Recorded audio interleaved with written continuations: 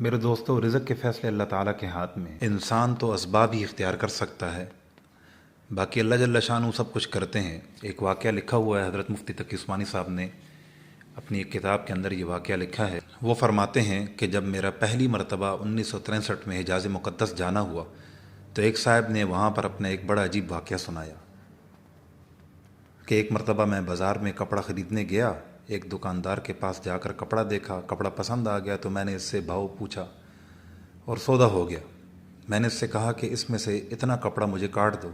اس دکاندار نے کہا کہ آپ کو یہ کپڑا پسند ہے؟ میں نے کہا جی پسند ہے۔ پھر اس نے کہا دام مناسب ہیں؟ میں نے کہا جی مناسب ہیں۔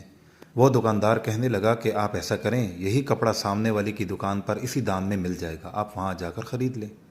میں بڑا حیران ہوا اور اس دکاندار سے کہا کہ میرا سودا تو آپ سے ہوا ہے، بات آپ سے ہوئی ہے، اب میں دوسری دکان سے کیوں لوں؟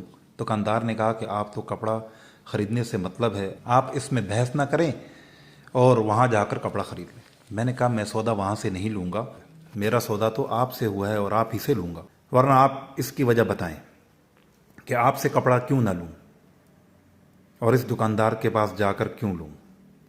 اس دکاندار نے کہا کہ بات دراصل یہ ہے کہ میرے پاس صبح سے بہت سے گاہک آ چکے ہیں اور صبح سے لے کر اب تک الحمدللہ میری آمدنی ہو چکی ہے، لیکن میں دیکھ رہا ہوں کہ میرے سامنے والا دکاندار صبح سے ابھی تک دکان میں بیٹھا ہے، مگر اس کے پاس صبح سے اب تک کوئی گاہک نہیں آیا۔ میرا دل چاہتا ہے کہ اس کے پاس بھی گاہک آئے، اس لیے میں تمہیں کہہ رہا ہوں کہ تم وہاں سے جا کر یہ کپڑا خرید لو تاکہ اس کی بکری ہو جائے۔ جب میں نے اس کی یہ بات سنی تو میرے دل میں اس کی بڑی قدر ہوئی اور میں نے کہا ٹھیک ہے، میں وہاں سے یہ کپڑا خرید لیتا ہوں۔ تو میرے دوستو، در حقیقت اس معاشرے کی یہ چھوٹی سی جھلک تھی جو نبی صلی اللہ علیہ وسلم نے اس خطے میں پیدا فرمایا تھا کہ صرف اپنا پیٹ نہیں دیکھنا چاہیے بلکہ مسلمان کے ساتھ بھی خیر خواہی کا جذبہ ہونا چاہیے۔ اللہ جل شانہ ہمیں خیر خواہی کا جذبہ عطا فرمائے۔